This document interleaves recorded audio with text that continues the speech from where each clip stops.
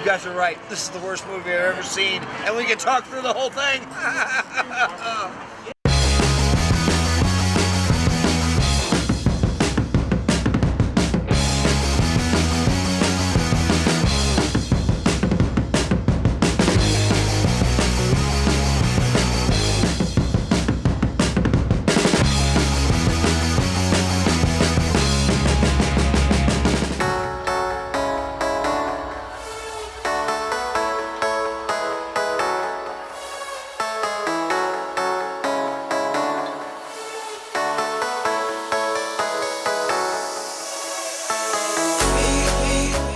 All right, buddy. I heard just call me Mr.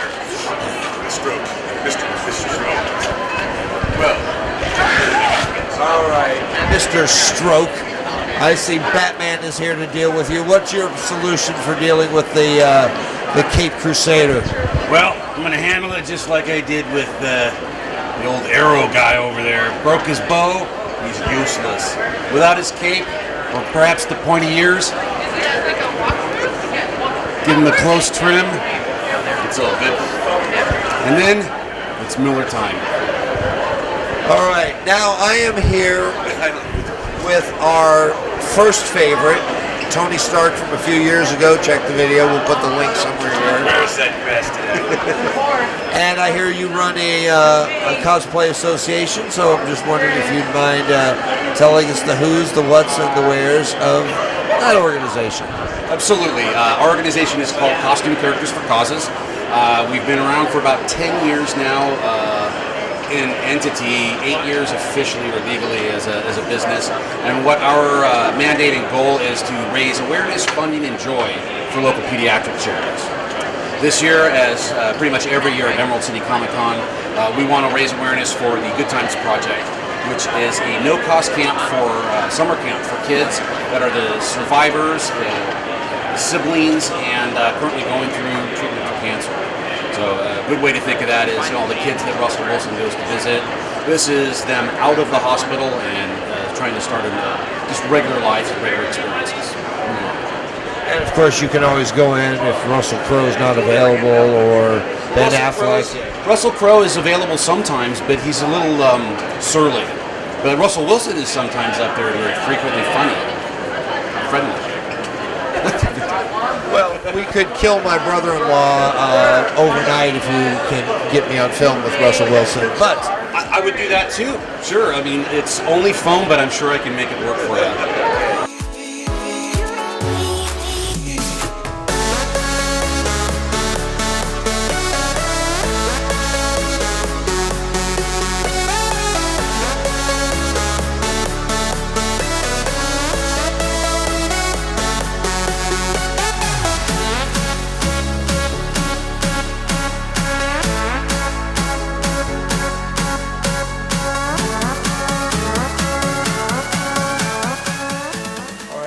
please, Ash, I don't have any money. I'm here to do some interviews. I don't want any trouble.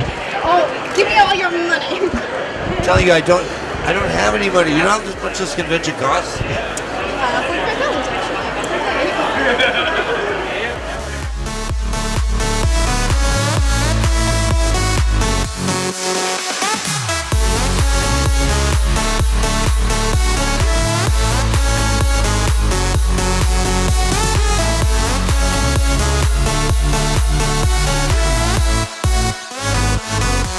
actually. Well, I am here with the beautiful women of Rose City Sirens. Now, you guys are doing the DC Bombshell variants for the comics. Oh, wow, I lost that for a second. I guess I got distracted. All right, so why don't you tell me about some of your costumes? Because we have a, well, I was guessing firefighter, firestar. You are. I'm Starfire in her pin-up firefighter variant. It's my first time as Starfire, but I've done a lot of body paint cosplays before, so it's not new in that way, but it's a new color and a new character. And your eyes are not naturally green. If I say yes, will you believe me that they are naturally green? I could believe that, but because they're Yes. very.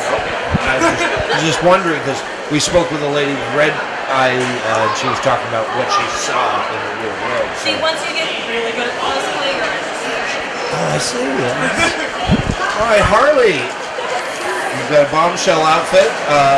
Bomber Girl, why don't you tell the people what you got going here? Yeah, so I've been cosplaying Harley Quinn for about 4 years now, and this is my first year doing Bombshell Harley. I think it's a really cool take on the character. It kind of brings out a crazy side. That's kind of And there's a lot of friendly fire taking place, I would imagine, with... Yes, definitely. Yeah, just like a crazy awesome costume, and yeah, I just love the fiery red tips and everything like that. It really brings everything together. All right, Mira. Does Aquaman know you've joined the Navy? Yes, he does. He doesn't get any say in it though. Husbands. Is there anything you'd like to add about your costume or the lovely city of Seattle? First time cosplay Mira. I get to hold a 6-foot tall trident, so it's a win-win. But yeah, it's been really great, and I love Emerald City Comic Con. It's one of my favorites. I'm really excited.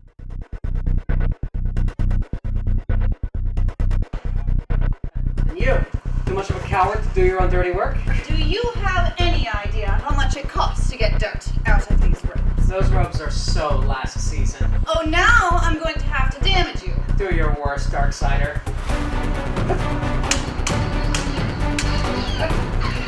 Force fights with me. Does it though?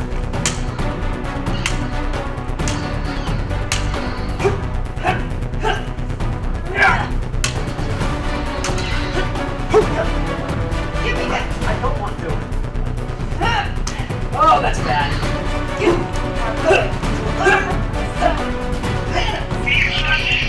Great job.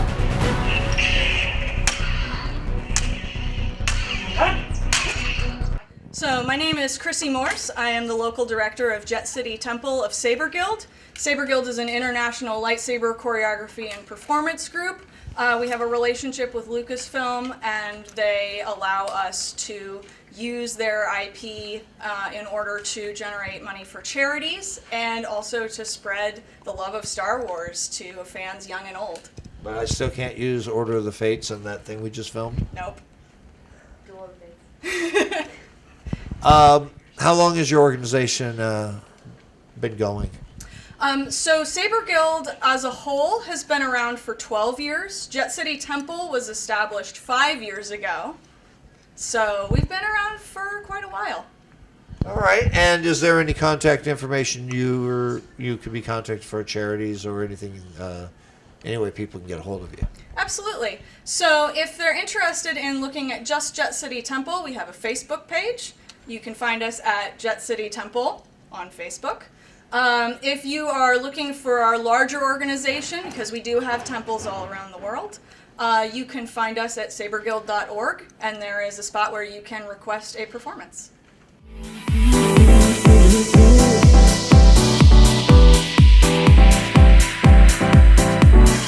Telling me to dance, taking a chance.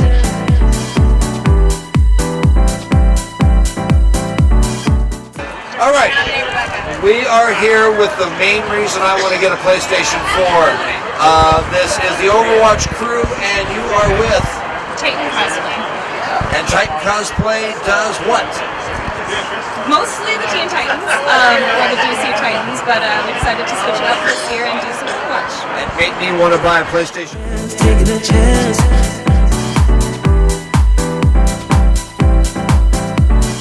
Telling me to dance, taking a chance.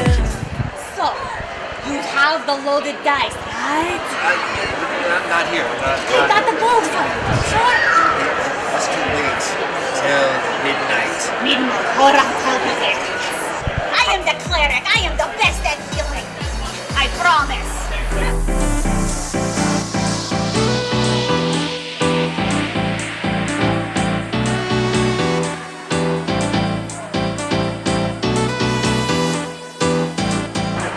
All right, I am here with Admiral Radis. I believe you own the Radisson Hotel, yes?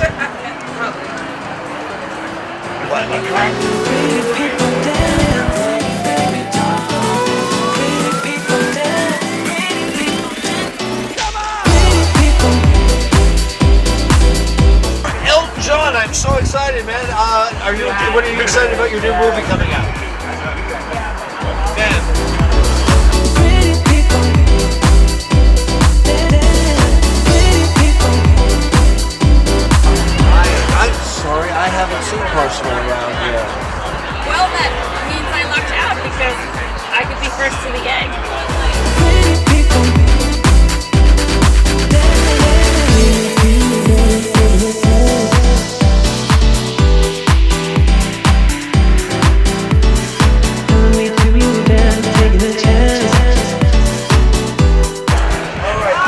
Question, George. I don't really want to block any of these costumes, but you said your son's at boarding school.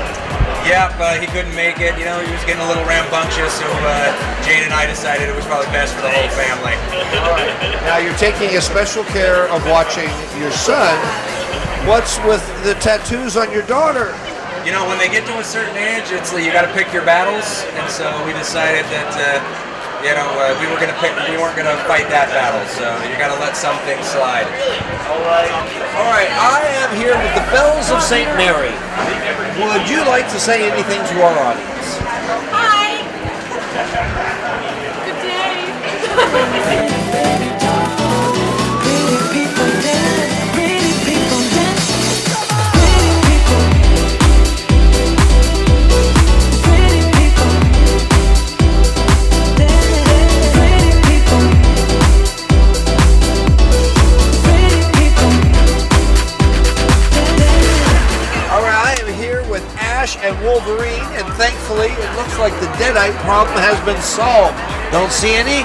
Am I correct to assume you are the gentleman to take credit for it? Absolutely, Rex. Yes. All right, they're done talking. Strong silent types, what are you going to do? All right, thank you, gentlemen, and keep on. Stay groovy out there.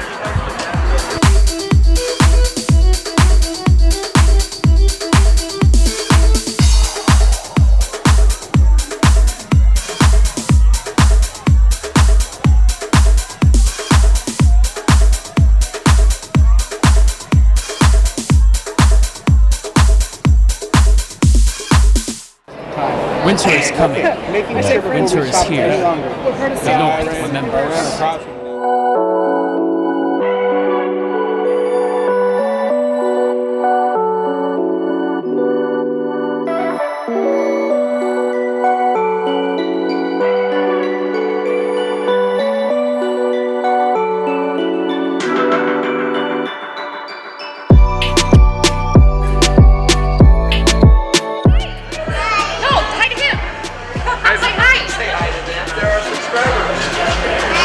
How do we do it? Let's shake it hard. Did you like Ray? Oh no! I did it! That's so exciting. So, do you like Ray? Yeah. Is she your favorite character? Sure! Better than Vader. Better than Kylo Ren. Kylo Ren, a poopy head.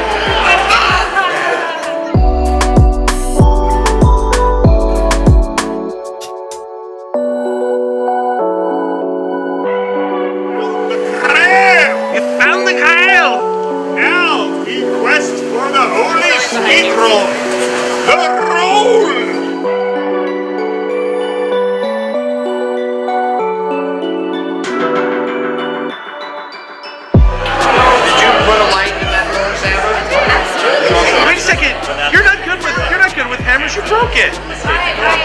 She'll be able to do what I want. She does. Yes, we'll talk to Odin about that.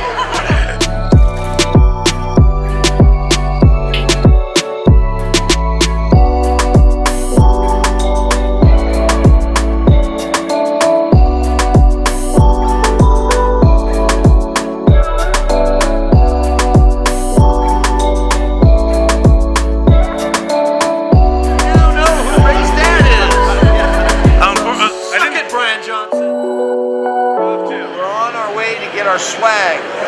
It is nowhere where we pick up our passes. In fact, I would say it's 2 city blocks away from where we actually picked up the passes that got us into the event.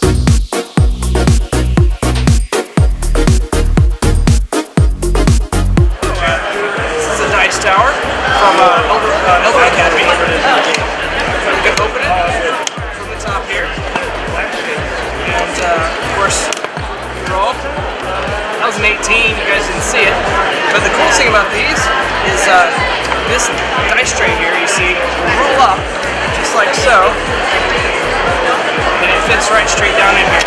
And you have a room for a set of, like a 7-piece set of dice. And then you're ready to go to your buddy's house and play some games.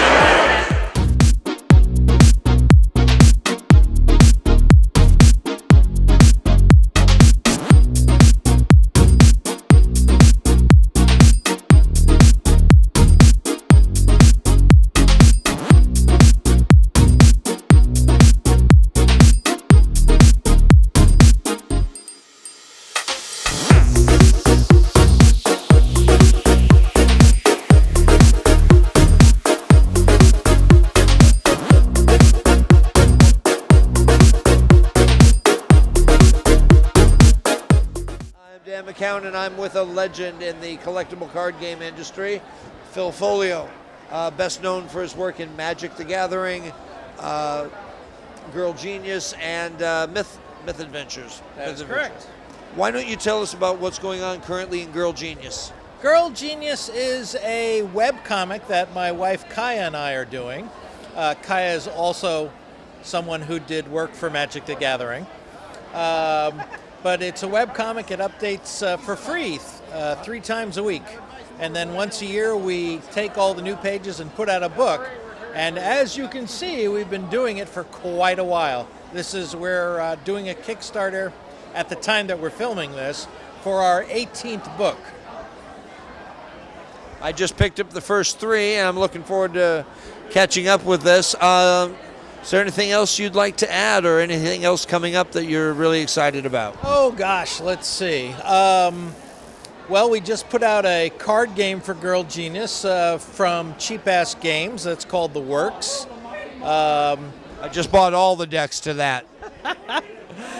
Steve Jackson, I did the illustrations for his Munchkin Steampunk, and he is releasing this summer a Munchkin expansion for Girl Genius.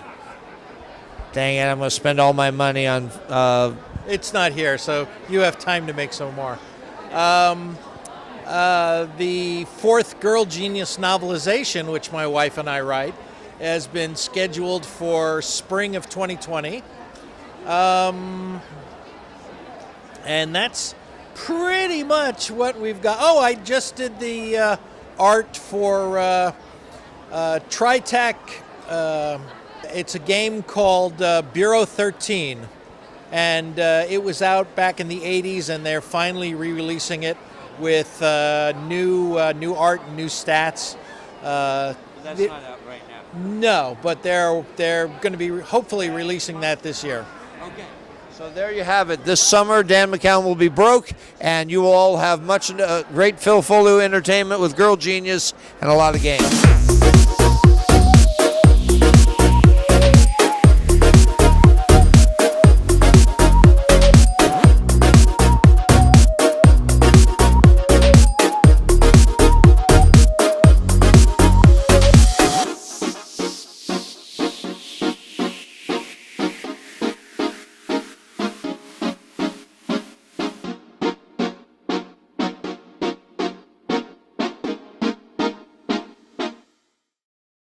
With a legend right here, Neal Adams. There's very few that would... Yes, it's me, the legend.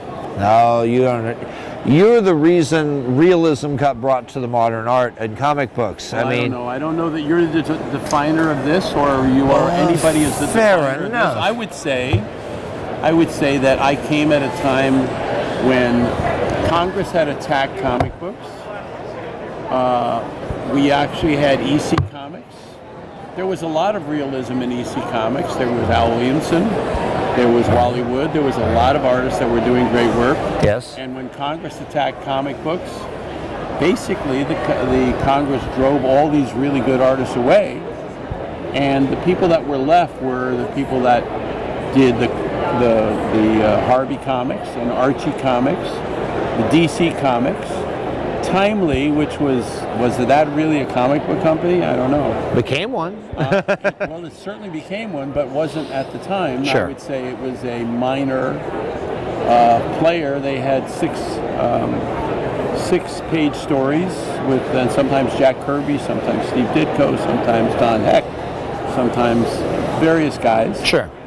And then they had DC. And the few people that were really good artists at DC, Joe Kubert, Russ Heath, Mort Drucker, I would say they were the top 3. Right. And Mort Drucker was a guy who worked in the production room and did Bob Hope comics, and then went over to Mad, and he did some war comic books in between. Sure. So basically the best comic books, quality-wise, realism-wise, were the war stories. Sure. The rest of them, I don't think that you could say that Mike Sikowski did fantastic superhero comic books. I don't think that you could say most of those guys did fantastic superhero comics, but you can say that between Joe Kubert and Russ Heath and Mort Drucker, you had really a triumvirate of realistic guys who did comic books. Okay.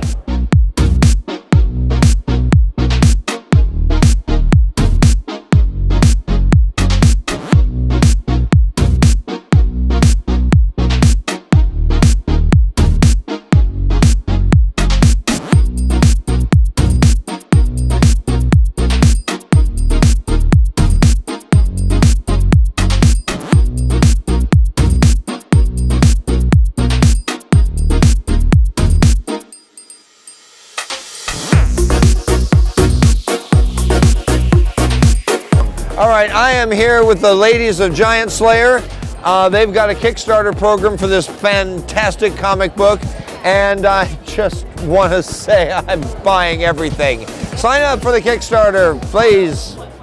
I am here with the creators of Giant Slayer, and you were explaining everything in such great detail and passion. I figure you should take another crack at it, and gives me an excuse to hang out with the ladies a little while longer. I don't blame you. So Kevin and I met a year ago. I actually I wrote it as a movie 9 years ago, and we had a big deal in Hollywood that kind of fell through, and I was really encouraged to revamp it as a comic when I met Kevin. His art is just amazing. He's done a lot of guest covers for some people at the show here today, and we started the comic Kickstarter 9 days ago. It funded in 19 hours, and we've almost sold out half of our content here at the show in the first day and a half, and we're just really thankful for all the support we had from everybody, the Kickstarter community and the comic community. It's a really exciting project, and just takes a few really interesting stories from the Bible that are just 1 or 2 liners, and we turn them into pages, dozens and dozens of pages, to show just the classic forces of good and evil, and we really want to show the supernatural side of things with demons and angels and giants, and just a really fantasy take on some classic stories. This project was just a dream come true for me. I mean, I basically was given the rights to just design everything from the ground up, and with Jonathan's blessing, and just I couldn't ask for a better opportunity to showcase my talent and also to help his dream come true. And it's been just outstanding to see all the support, especially with Kickstarter, and debuting here at Emerald City. It's been incredible. Like I said, I just couldn't ask for anything better. Everybody loves his art. Every comic store that's come by the booth, they open it up and they buy some for their stores, and they want him in their stores, and his art is amazing.